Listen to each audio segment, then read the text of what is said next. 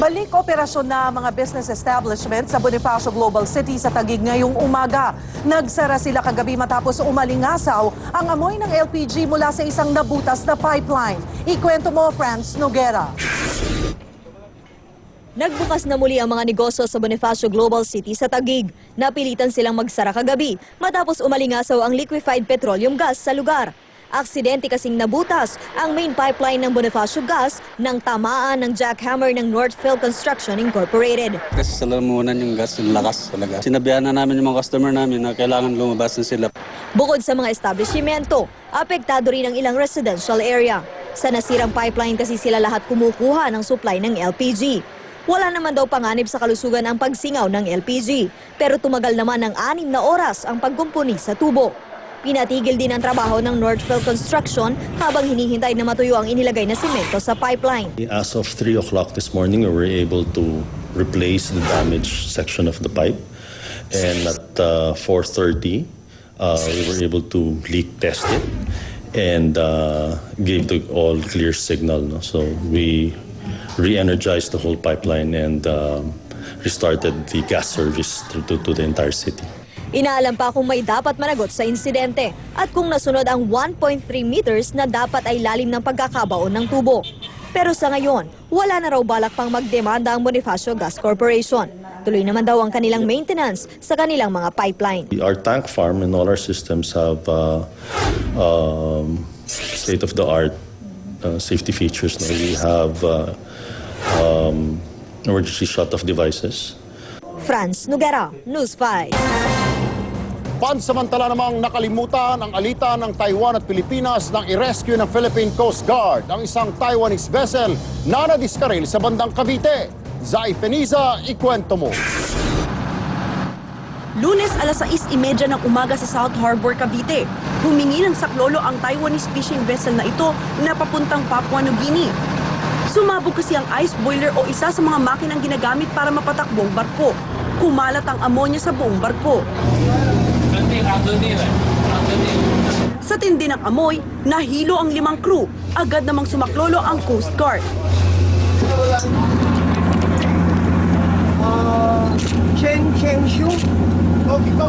Napabilib daw sa mabilis na aksyon ng Coast Guard ang kinatawan ng Taiwan. Well, nagpasalamat sila sa Philippine Coast Guard, lalo na yung TECO. They were very grateful to the boys, yung mga Philippine Coast Guard duty during that time. Stable at nagpapagaling pa ang mga crew na nasa ospital. Anytime yung TECO would arrange their travel back to Taiwan where their shipping company is located. Zai Feniza, News 5.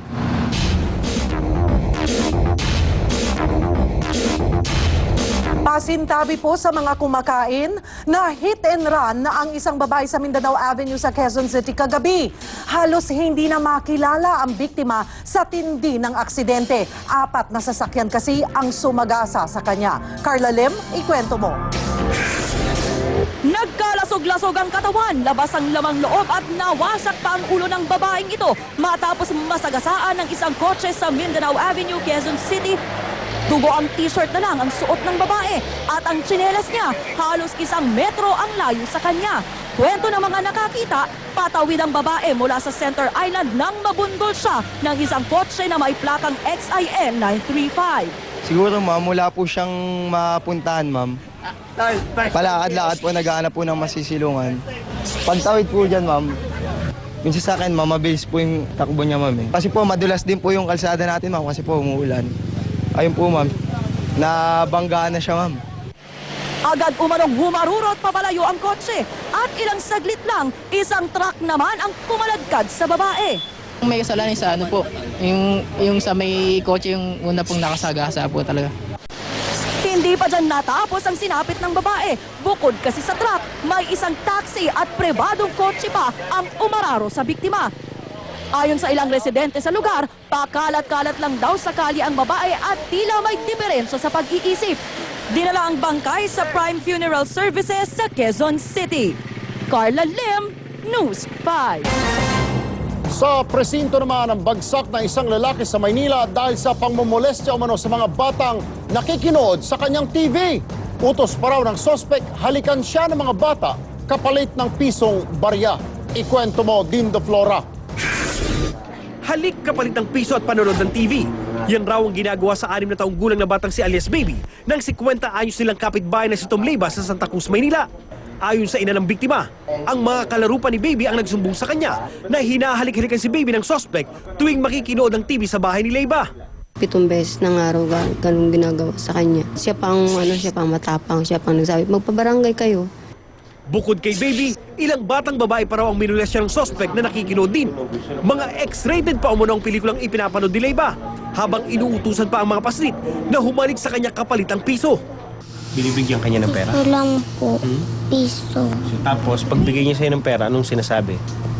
Kiss daw. Pambili ko daw po ng mga pagkain. Tinanggi naman ng suspect ang bintang. Parang kalinyo lang po, hindi naman lahat sila. Almost, yung iba rin, ganun din. No? Tapos minsan, nanghihingi pa nga sila ng pera sa akin. Hindi naman umubra ang palusot ng suspect sa mga kagawad ng barangay. Hindi daw kasi ito ang unang beses na ineklamo si Leyva dahil sa pangmumolestya. Kaya kulong si Leyva sa kasong child abuse. Dindo Flora, News 5.